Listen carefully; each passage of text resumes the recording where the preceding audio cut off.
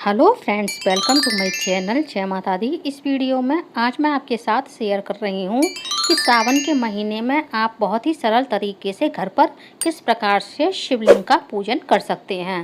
Friends, पूजा सामग्री का video आपको जल्द ही मेरे चैनल पर मिल जाएगा, वहां से जाकर के आप यह वीडियो देख सकते हैं।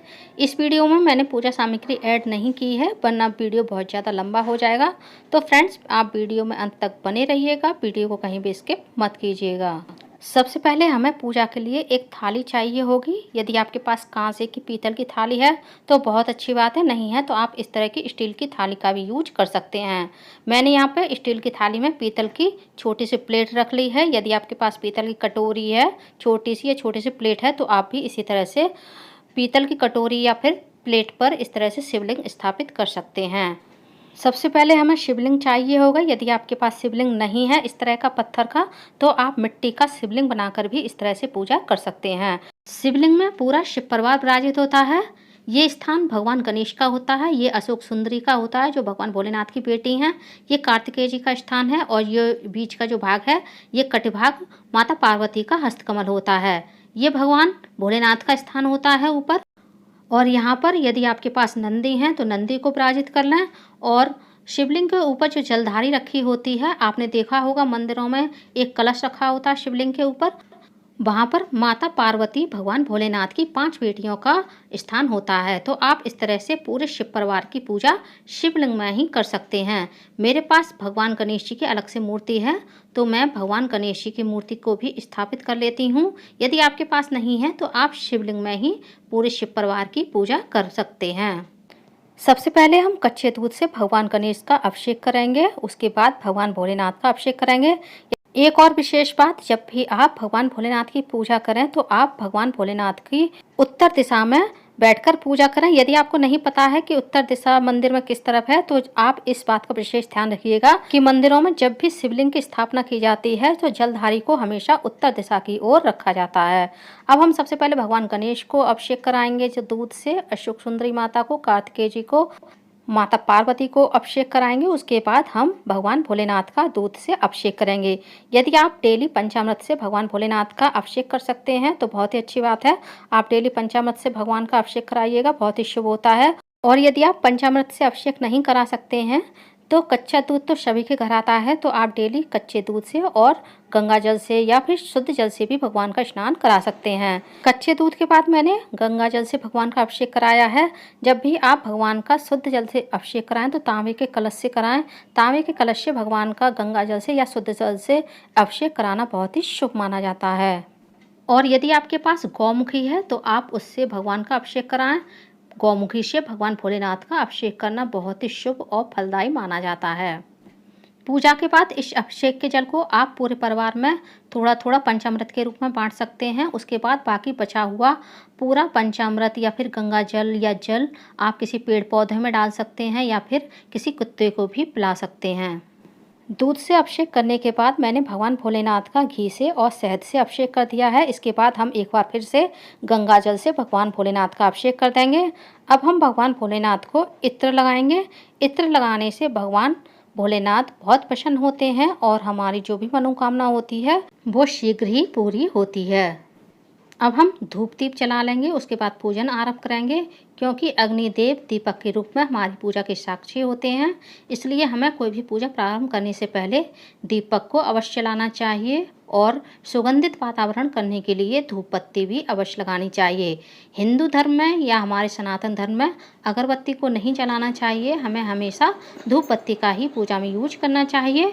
अब मैंने थोड़े से चावल का आसन देकर दीपक को भी स्थापित कर दिया है। अब हम भगवान भोलेनाथ को धूप दीप दिखाने के बाद पूजा आरंभ करेंगे। अब हम भगवान गणेश को सबसे पहले चंदन से तिलक करेंगे, उसके बाद हम भगवान भोलेनाथ को चंदन से तिलक करेंगे। और शिवलिंग में हम भगवान गणेश को, अशोक सुंदरी को, कार्तिकेय जी भगवान को और माता पार्वती को भी चंदन अर्पित कर देंगे। आप भगवान गणेश की पूजा के लिए रोली या फिर कुमकुम का भी यूज कर सकते हैं।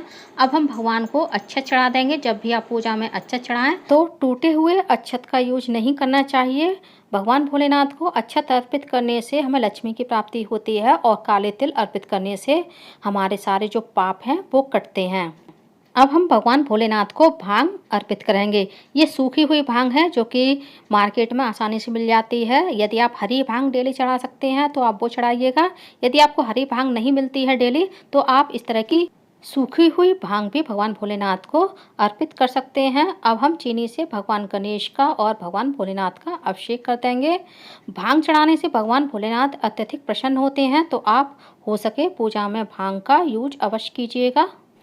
अब हम भगवान भोलेनाथ को एक इलायची का भोग लगाएंगे, एक लौंग के जोड़े का भोग लगाएंगे और काली मिर्च अर्पित कराएंगे। काली मिर्च अर्पित करने से हमारे घर में किसी भी बड़े रोग का प्रवेश नहीं होता है, और यदि आपको किसी प्रकार की कोई कष्ट, तकलीफ, परेशानी है तो आप काली मिर्च चढ़ाएंगे तो आपको उस रोग में अवश्य आराम मिलेगा। साथ ही हमने लाल मसूर की दाल चढ़ाई है। लाल मसूर की दाल चढ़ाने से हमारा मंगल मजबूत होता है। अब हम साबुत मूंग चढ़ा देंगे।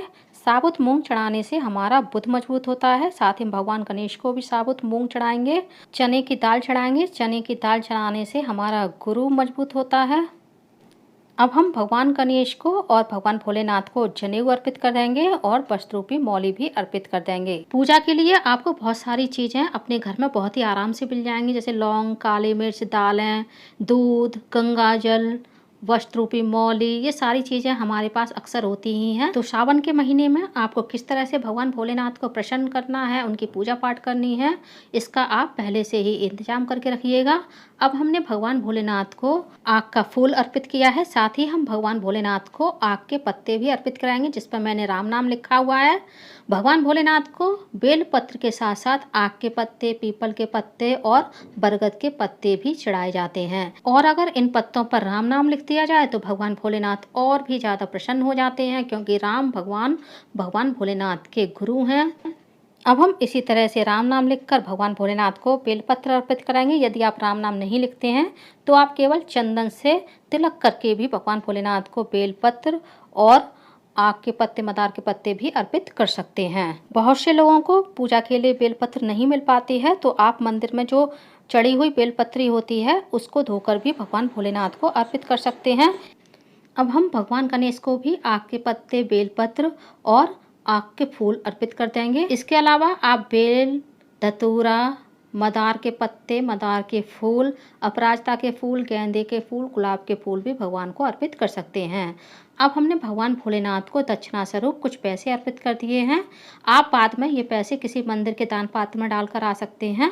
अब हम भगवान का भोग लगाएंगे। भोग में मैंने भगवान को मेवा अर्पित किया है। आप इसकी जगह चीनी, मिश्री या फिर गुड़ का भी भोग डेली में भगवान को लगा सकते हैं। फल में मैंने आम लिया है। यदि आपके पास डेली फल भोग में लगाने के लिए है तो आप लगाइएगा, वरना आप बिना फल के भी यह पूजा कर सकते हैं। फ्रेंड्स, आप यदि डेली में इन सभी चीज़ों की पूजा के लिए व्यवस्था नहीं कर सकते हैं तो आप केवल एक लोटे जल से भी भगवान का अभिषेक करके पूजा कर सकते हैं। भगवान भोलेनाथ इतने भोले हैं कि मात्र एक जल के लोटे के अभिषेक से भी प्रसन्न हो जाते हैं। अब हम आरती कर देंगे। आरती के लिए आप घी का दीपक भी बना सकते हैं या फिर तिल के तेल का भी यूज कर सकते हैं। अब हम भगवान को भोग अर्पित कर देंगे और दीपक को शांत कर देंगे, दीपक की आचमनी कर देंगे। इसके बाद हम भगवान की आरती लेंगे, पूरे परिवार को आरती देंगे और भगवान के चरण स्पर्श करके पूजा में जो भी हमसे गलती, अपराध हुआ है उसके लिए क्षमा मांग लेंगे और अपने परिवार की सुख, शांति, समृद्धि के लिए कामना करेंगे। तो फ्रेंड्स, आप लोगों को मेरा छोटा सा वीडियो कैसा लगा कमेंट्स करके जरूर बताइएगा। भोग में हमने जो प्रसाद रखा है, इस प्रसाद को हम पूरे परिवार के साथ मिल करके खा सकते हैं। और यदि आप मेरे चैनल पूनम की आस्था पर पहली बार आए हैं तो प्लीज़ चैनल को सब्सक्राइब कर लीजिए। वीडियो को ज़्यादा से ज़्यादा लाइक कीजिए, शेयर कीजिए, साथ ही बेल आइकन को प्रेस कर दीजिए ताकि हमारे आने वाली लेटेस्ट वीडियो की नोटिफिकेशन आप लोगों को टाइम से मिल सके। धन्यवाद फ्रेंड्स। कमेंट्स बॉक्स में ओम नमः शिवाय या श्री शिवाय नमस्तुभ्यम जरूर लिखिएगा। ओम नमः शिवाय।